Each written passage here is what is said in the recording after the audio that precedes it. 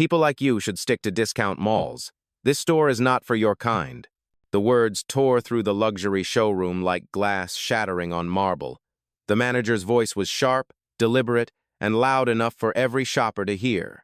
Two security guards pressed closer on either side of the older black woman standing in the center aisle, as if proximity alone could erase her dignity. Around them, the chandeliers glittered, handbags gleamed, and jewelry sparkled in their cases, but no shine could cover the ugliness that had just been unleashed. The crowd froze. A ripple of shock moved through the air. Phones slid silently out of purses and pockets, screens rising like witnesses. One young man whispered, "Did she really just say that?" Another muttered, "This is not policy, this is prejudice." But the manager did not flinch. She leaned forward, eyes narrowed, fingers stabbing the air inches from the woman's face. "You heard me. You do not belong here, not dressed like that, not ever." Before we continue, where are you watching from? Drop your city or country in the comments below. And if you believe in dignity and justice, hit like and subscribe. These stories spark change, and we are glad you are here. Now, back to Evelyn. Evelyn Harris, 61 years old, stood with her arms folded across her chest, her leather purse tucked neatly under her elbow. She wore a pale blue cardigan and sensible shoes. No designer logos, no flashy jewelry, nothing that screamed status, though her presence carried more weight than every glittering diamond in the glass cases combined. She did not move when the guard's hands tightened on her arms. She did not answer when the manager barked again, "Security, remove her now." Her silence was not weakness. It was a wall. And that wall began to unnerve the entire room. A woman near the display counter whispered, "She hasn't done a thing. Why are they treating her like a criminal?" A young man with a smartphone whispered back, "Because they think she looks out of place. That's it. That's all it is." He lifted his phone higher. Red recording light blinked. Evidence had begun. The guards shifted, one gripping her elbow more firmly. "Come on, lady." You heard the manager. Evelyn's eyes lifted slowly, locking on his face with such stillness that he hesitated, hand hovering in midair. The pause did not come from fear. It came from recognition. Something in her gaze told him he was not holding a helpless woman, he was holding a storm he did not understand. The manager's tone grew louder, as though sheer volume could turn fiction into truth. "Every week we get scammers. They come in here with fake cards, fake receipts, trying to walk out with what they cannot afford. This one is no different." She snatched the folded slip of paper from Evelyn's hand and ripped it clean in two, letting the pieces flutter to the marble floor like scraps of dignity. Gasps echoed. A mother holding her daughter's hand shook her head, muttering, "That's theft. That is not how you treat a customer." Another shopper lowered his voice, but not enough to hide his disgust. "This is racial profiling, plain and simple." Evelyn did not argue. She did not plead. She simply breathed in, slow and steady, her stillness pulling tighter around her like armor. Inside her mind, the echoes of past humiliations stirred. A hotel clerk at 23 telling her the lobby was for guests only. A banker at 31 declaring her income suspicious because it exceeded his expectations of her worth. A realtor at 40 dismissing her bid as impossible until she produced a cashier's check. Different years, different cities, the same tone, the same dismissal. The same lie that a black woman could not possibly belong where wealth gathered. Now, here she was, decades older, carrying more power than anyone in the room could imagine, and once again someone dared to declare she was unworthy of the space she had helped create. The insult still hung in the air. "People like you should stick to discount malls." But Evelyn Harris did not lower her head. She lifted it, and though she had not spoken yet, the silence around her was already breaking. Evelyn's silence lingered like a shadow that refused to move. The two guards kept their grip on her arms, but the weight of her calm made them shift uneasily. She did not struggle. She did not raise her voice. She simply stood as if rooted in the polished floor itself, a steady oak against a storm of insult. The longer she stayed quiet, the more the room began to question what they were truly watching. A woman in a tailored coat near the handbag display whispered to her husband, "She looks like my grandmother." "What has she done wrong?" The husband glanced at the shredded receipt on the floor, then at the manager standing triumphant, and shook his head. "Nothing. Her only crime is existing in a place they do not think she belongs." He raised his phone and began recording as well. The manager noticed the phones and snapped, "Keep filming. It will not change the fact that she is trespassing. She turned back to Evelyn with a smirk that stretched too thin. Do you hear that? No one believes you. You are wasting everyone's time. People like you do not buy anything in here. You come to take pictures, to pretend. That is all. Her voice dripped with contempt, and each word echoed off the glass counters like a gavel striking judgment. Evelyn finally moved. She shifted her arms slowly, uncrossing them, letting her hands rest at her sides. Her eyes lifted to the manager's face, not sharp, not pleading, but steady. The look was not of a woman cornered, but of someone cataloging every word, every insult, every gesture. The crowd felt the shift. One by one, more phones rose. Near the entrance, a teenage girl whispered to her mother, "She is not even raising her voice." The mother replied, "She does not need to. Look at her. She is stronger than all of them put together." The guards hesitated again. Their orders were clear, but doubt crept into their shoulders. The older one muttered under his breath, "This does not feel right." The manager's head snapped toward him, eyes blazing. "Do your job. Remove her. Now." And still Evelyn did not move. Her calm was not silence anymore. It was resistance. It was defiance. She stood in the center of the store, framed by glittering jewelry and rising camera phones, and became something larger than herself. A mirror that reflected the ugliness of the words spoken to her. A mirror that showed the crowd what discrimination looked like when it was not whispered in the shadows but shouted under chandeliers. For the first time, the power in the room did not belong to the manager, or to the guards, or even to the glittering wealth in the glass cases.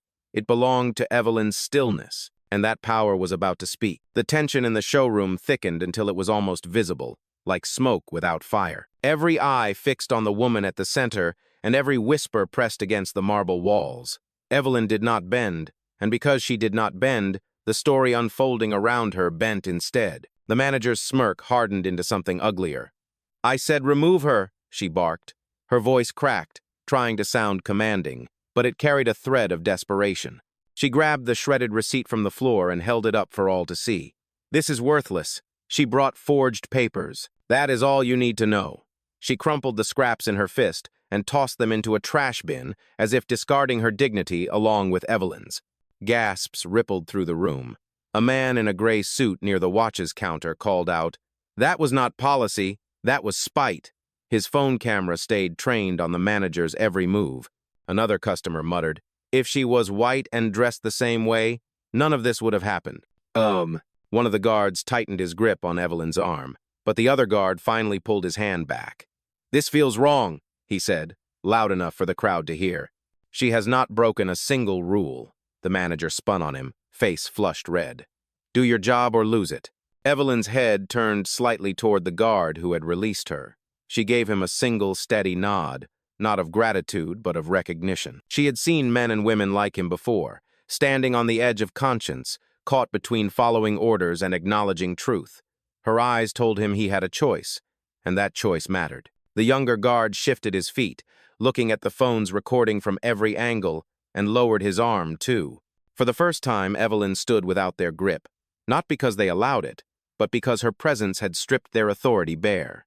The manager's voice rose again, shrill against the heavy silence. "She is making a scene. She is wasting our time. Call the police." Her hand slammed the counter, bracelets clinking like chains.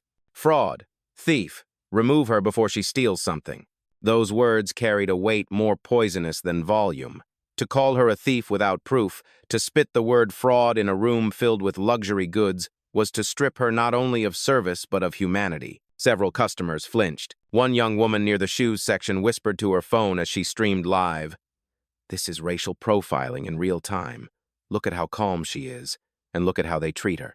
Evelyn inhaled deeply, her breath steady, her gaze fixed on the woman behind the counter. She had endured worse. She had survived harsher words and deeper wounds. But here, in a store she knew better than anyone else in the room, her silence was not submission. It was the pause before judgment, and judgment was coming. Evelyn finally moved. She bent down slowly, picked up one half of the torn receipt from the polished floor, and placed it carefully on the counter as if to remind the manager that truth does not vanish just because someone tears paper. Her fingers lingered on the edge of the marble surface, steady and deliberate, before she looked up. Her voice, when it came, was calm and even. "Run my name." The manager laughed, sharp and ugly. "There is nothing to run. You are not in our system. You never were. This is over." She turned to the guards again. "Escalate. Now."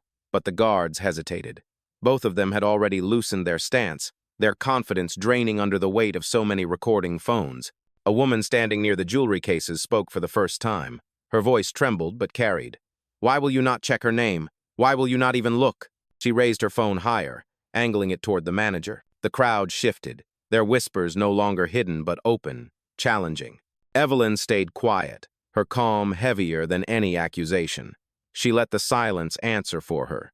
And in that silence, the unease spread further. The longer the manager refused to verify, the more obvious the bias became. The manager's face hardened. "Enough. She is stalling. People like her walk in here to test our patience. I am done wasting time." She slammed her palm against the counter, her bracelets clattering like warning bells. At that moment, a younger employee stepped forward from the far corner. She was slender, no more than 25 years old, with nervous hands gripping the edge of a clipboard. Her voice cracked but did not break. "I saw her name this morning, Evelyn Harris. It was on the client schedule, penthouse-level clearance." The room fell silent for a heartbeat.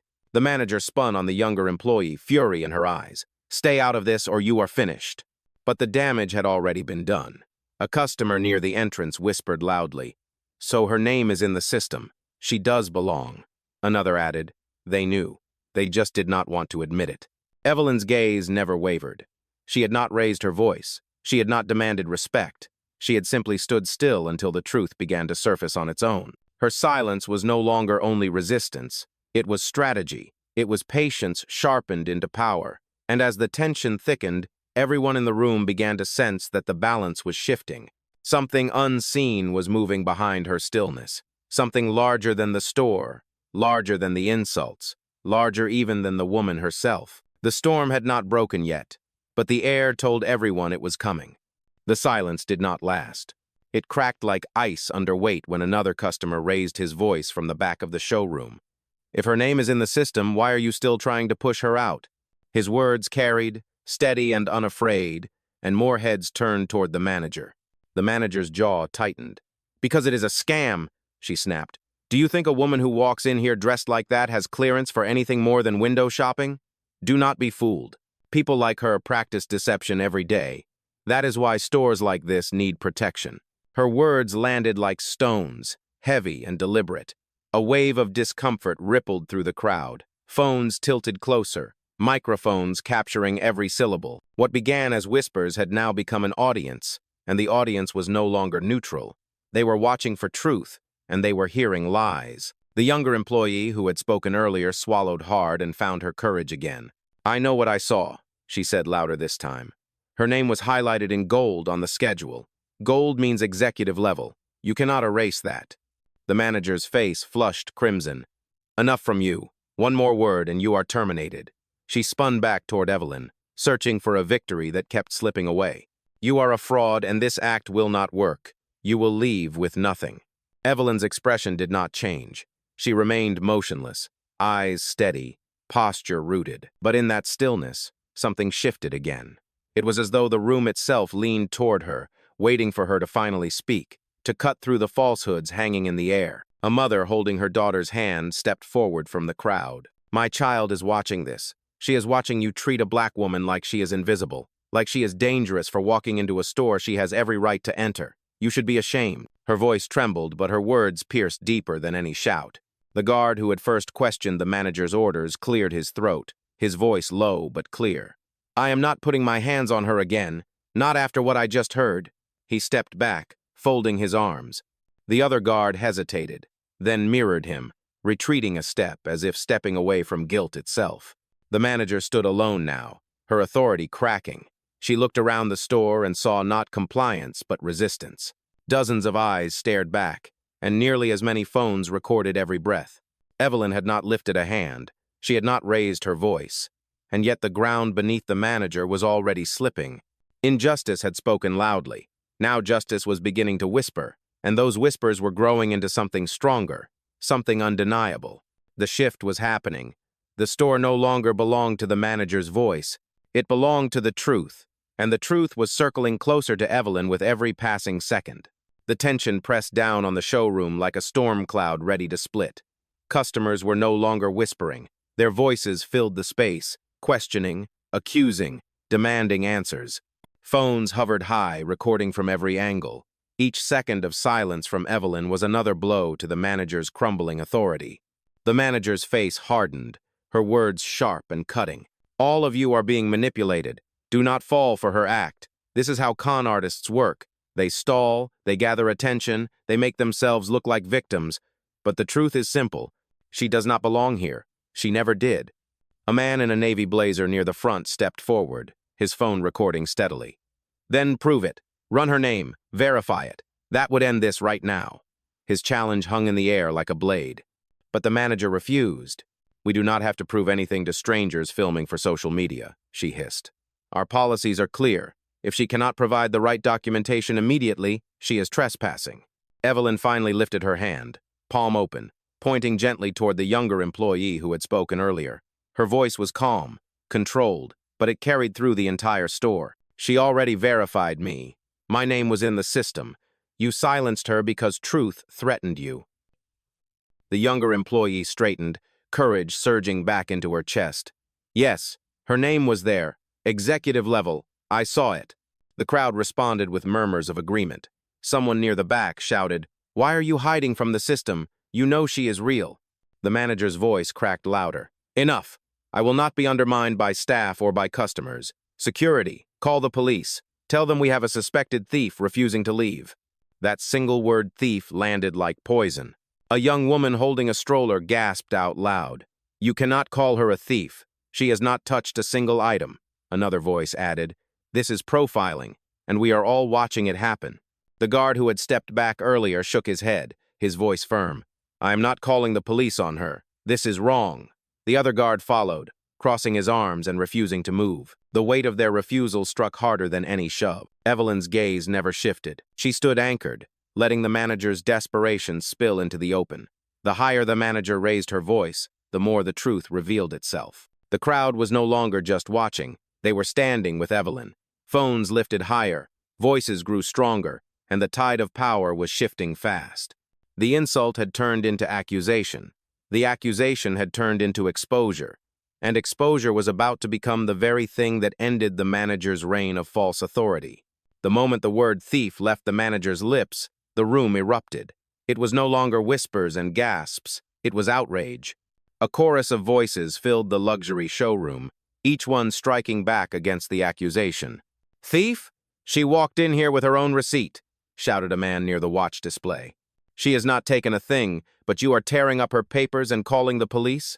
That is discrimination, cried a woman near the handbags. The crowd was no longer passive. They had become witnesses, and their voices carried the weight of judgment. Phones stayed fixed on the manager, recording every detail. The manager, red-faced and trembling with fury, slammed her hands against the counter. Do you not understand? This store is for real clients, not for people who pretend, not for people who look like her. The words were sharp, designed to cut. But instead of silencing the room, they detonated. Gasps swept across the showroom. One mother pulled her child closer, whispering, she actually said it out loud. Another customer shook his head, speaking into his phone as he streamed live. That is racism spelled out for everyone to hear. No excuses left. The younger employee, standing by with her clipboard clutched tightly, stepped forward again, her voice louder now. Enough. Her name is Evelyn Harris. It is in the system. You can threaten me all you want, but the truth is still there. The manager turned on her, eyes blazing. You are finished. Hand in your badge. But the words did not land the way she expected. The employee did not shrink. Instead, she lifted her chin and said, fire me if you want, but you cannot erase her. The crowd broke into scattered applause. Not full, not unified, but enough to echo through the glass cases and chandeliers. The manager froze, her authority cracking like glass under pressure. Evelyn finally shifted her stance. She placed both hands on the counter, steady and deliberate, leaning forward just enough to command attention without raising her voice. Her tone was quiet, but it carried through the room. You called me a thief. You tore up my documents. You tried to erase me in front of witnesses. And yet I am still standing here. Ask yourself why." Her words landed like a gavel striking wood. The store grew silent again, but this time it was not fear that filled the air. It was expectation. Everyone could feel it. Something was about to break. The manager's breathing quickened. Her authority was slipping. Her staff was wavering. Her guards had abandoned her orders, and her clients were turning against her. Desperation showed in every twitch of her face, and in that desperation, she made her gravest mistake yet. She picked up the store's landline, dialed the police, and declared loudly for everyone to hear, "We have a black woman here attempting fraud. Send officers immediately." Ugh. The words did not just hang in the air. They struck like lightning, searing through every witness, every camera lens, every conscience in the room. And Evelyn Harris did not flinch, not even once. The manager's voice thundered into the receiver, each word echoing with venom. "Yes, a black woman attempting fraud. She is refusing to leave. She is a threat." She slammed the phone back into its cradle, her chest heaving, her eyes darting to the crowd as if daring them to disagree. But the crowd did disagree. A man near the entrance shouted, "A threat? She has not moved a muscle except to breathe. The only threat here is your prejudice." His phone camera zoomed in on the manager, capturing her flushed face and trembling hands. The younger employee stepped closer to Evelyn, her own fear swallowed by resolve. "They are calling the police on you for existing," she said softly. "This is wrong. I will testify to what I saw." Evelyn did not respond right away. Her silence had become its own weapon, stronger than any outburst could ever be. She slowly reached into her purse. The room inhaled sharply, every camera lens tilting forward, every witness holding their breath. She pulled out a sleek black phone, tapped once, and raised it to her ear. "Carla," she said, her tone calm and measured. "Initiate Protocol 4. Flag this entire branch for immediate audit. Capture every word spoken in the last 10 minutes. On the other end, the voice of her executive assistant was crisp and unwavering. "Understood. The system is live. Every phrase, every accusation has been logged and time-stamped. Do you want me to begin escalation?" "Yes," Evelyn replied, her eyes never leaving the manager's face. "Escalate now." The manager scoffed, trying to laugh, but the sound was brittle. "What? You are calling your little friends? That will not save you when the police arrive." "Oh." Evelyn finally spoke louder, her voice steady, slicing through the noise like steel. "I am not calling friends. I am activating systems that you cannot begin to understand." The crowd stirred, a murmur spreading like wildfire. One woman whispered to her husband, "She sounds like someone important. This is not just a customer." Another man raised his phone higher. "She is too calm, too certain. Something is about to happen." The younger employee clutched her clipboard tighter, her eyes widening.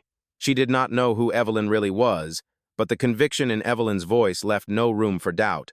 The manager tried to reclaim control, pointing at Evelyn again. "Do not be fooled. This is all an act. She is bluffing." Her words rang hollow. The guards did not move. The staff shifted uneasily. Even the chandeliers seemed to hum with the weight of doubt. Evelyn lowered the phone and folded her hands neatly on the counter. Her gaze locked on the woman who had tried to erase her. "You think silence is weakness. It is not. Silence is the sound of power gathering, and yours is running out." The room exhaled as one. Cameras kept rolling. The tide was turning, and everyone could feel it. His words landed heavy, pressing into the showroom like a verdict that could not be undone. The crowd leaned in, their phones raised higher, their whispers swelling into a hum that filled every corner of the store. Evelyn's calm had become a storm, not of chaos, but of certainty. The manager tried to laugh again, but the sound cracked in her throat. "You expect us to believe you hold any authority? You are a fraud, a pretender, nothing more." Her hand gripped the counter edge so tightly that her knuckles blanched white. Evelyn tilted her head slightly, as though studying a child who had not learned the truth. "You keep repeating that word fraud like it will erase your mistake, but it will not. You are the fraud here, hiding your prejudice behind the word policy." The younger employee, emboldened by Evelyn's presence, took another step forward. Her voice carried clearly now. "I told you her name was in the system. You ignored it. I told you she had executive clearance. You called me a liar. But you cannot silence the record. It is already written." Evelyn's phone buzzed lightly in her hand. She tapped the screen once, placing it on speaker. A voice rang out, steady and formal. "This is Carla Bennett, Chief Operations Officer. Protocol 4 is confirmed. Full audit of this branch is in progress. All staff interactions, client footage, and internal systems are under review." The showroom erupted in gasps. Several customers looked at one another, murmuring in disbelief. A man in a tailored coat muttered, "Chief Operations Officer? That means this woman is not just a customer." The manager's face drained of color, but she forced a sneer. "You staged this. You hacked our system. That voice is fake." Evelyn did not raise her tone. She did not need to. "You called the police on me, in a store I own. That call will be the last decision you ever make as manager." Her declaration was not shouted, but it struck like thunder all the same. The room went still. Every camera caught the moment, every witness held their breath. The guards exchanged uneasy glances, no longer sure whose orders mattered. The younger employee whispered, more to herself than anyone else, "Own? Did she just say she owns it?" The crowd shifted, murmurs rising into open astonishment. One customer said aloud what many were thinking, "This is her store." Evelyn lifted her phone again, her voice precise. "Carla, mark this moment. Record it as the point of termination." Logged, Carla replied, her voice sharp, carrying through the speaker. "Awaiting your confirmation to proceed." Evelyn folded her hands together, eyes never leaving the trembling woman across from her. "You wanted to make me small, but you forgot the truth. I do not fit inside the box you tried to build for me. I built the building you are standing in." The chandeliers above seemed to sway with the weight of the revelation. The power had shifted completely, and every soul in the room knew it. The room exploded with reaction. Guests who had been quiet until now gasped aloud, their disbelief breaking into a wave of recognition. Phones zoomed in closer, capturing Evelyn's face, her composure, and the crumbling posture of the manager across from her. "She owns it?" a young man near the handbag section said, his voice trembling with astonishment. "She actually owns the whole chain?" A woman holding her daughter pressed a hand to her chest. "They tried to throw out the owner." "The owner!" Her voice rose louder, outrage cutting through the air. The guards who had once flanked Evelyn stepped farther back, their hands lowering to their sides. The authority they had borrowed from the manager dissolved instantly. One of them muttered under his breath, "We laid hands on her. We grabbed the woman who signs our paychecks." His words, caught by several cameras, added to the growing firestorm. The manager staggered a step backward, her certainty unraveling before the crowd's eyes. "No, this cannot be true. You are lying. You are tricking them." Her words were desperate, brittle, and hollow. Evelyn did not blink. She gestured lightly to her phone, still on speaker. Carla's voice returned, calm but commanding. "Confirmation. Evelyn Harris is the majority shareholder and founder of this brand. All systems show her as the highest-ranking authority. Every action in this store has been logged against corporate compliance. This is no trick. This is record." The crowd broke into open reactions now. Applause rippled from one corner. Someone near the door shouted, "Justice!" Another voice cut through, "This is history, right here. Remember this moment." The younger employee who had first spoken up stepped closer, her shoulders squared. She looked directly at Evelyn and said, "I knew it. I knew you were someone powerful. Thank you for proving it." Her words carried gratitude, but also relief, as if she too had been carrying the burden of silence until now. The manager looked around frantically, searching for an ally. None remained. Her staff stared at the floor. The guards refused to meet her eyes. Customers shook their heads. Every phone camera pointed at her like a line of judgment she could not escape. Evelyn's presence filled the space now. Her calm was no longer resistance, it was authority. Every person in the room could feel it. Her silence had built anticipation, but now her words carried weight that none could ignore. "You tried to erase me," she said evenly. "You called me a fraud. You called me a thief. But you never stopped to ask yourself who you were speaking to. You thought you were smalling me, when in truth you were exposing yourself." Her voice was low but unshakable. Each word hit like a stone dropped in still water, spreading wider and wider. The store no longer belonged to chandeliers, counters, or luxury goods. It belonged to the truth unfolding in front of witnesses. And that truth was clear. The manager had not only insulted a customer, she had humiliated the very woman who owned the building she stood in. The silence that followed Evelyn's words was heavier than any sound that had come before. The manager's face drained of color, her lips parting but no words arriving. The weight of the truth had landed fully, and every witness in the showroom could feel the shift. Evelyn lifted her phone again, her tone steady. "Carla, execute immediate termination. Manager privileges revoked. Lock her out of all systems. Effective now." Carla's voice returned, crisp and formal. "Confirmed. Access terminated. All credentials revoked. Incident logged for legal review. M." At that exact moment, the manager's badge clipped proudly to her blazer buzzed with a shrill tone. A small red light blinked, signaling deactivation. She pressed it against the counter scanner out of desperation. Nothing. She tried again, harder this time, but the system rejected her completely. The sound echoed through the showroom like a door slamming shut forever. Gasps filled the air. The younger employee covered her mouth with her hand, eyes wide. One of the guards whispered, "She is finished." The manager stumbled backward, her hands shaking. "You cannot do this. I have worked here for years. You cannot just erase me." Evelyn did not move from her place. Her voice was calm, but each syllable landed with absolute finality. "I did not erase you. You erased yourself the moment you chose prejudice over service, humiliation over dignity. This is only the consequence." Ugh. Applause broke out, louder this time, not scattered but rolling through the room in waves. Phones caught the moment, streaming it live to feeds across the country. Comments and reactions were already flooding in, though Evelyn did not need to see them. The truth was happening in real time. The guards stepped forward not toward Evelyn, but toward the manager. One of them extended his hand. "Badge and keys. Corporate protocol. You know the rules." The manager's face twisted in disbelief, but she had no choice. Slowly, with trembling fingers, she removed her badge, her access keys, and her corporate phone, laying them on the counter she had once ruled over. Each item fell with a dull thud, like nails sealing the coffin of her authority. Customers cheered. Some clapped, some shook their heads in awe. A man whispered to his wife, "I have never seen justice happen this quickly." The younger employee took a brave step closer to Evelyn. Her voice wavered but carried pride. "Thank you, not just for yourself, but for everyone who has ever been treated like they did not belong here." Evelyn turned her gaze toward her, a small but knowing nod passing between them. Then she faced the crowd, her hands resting firmly on the counter. "The humiliation ends today," she said. "Not just for me, but for anyone who has been silenced, doubted, or erased in places they helped to build. You cannot bury truth under prejudice, because truth always finds its way back to the surface."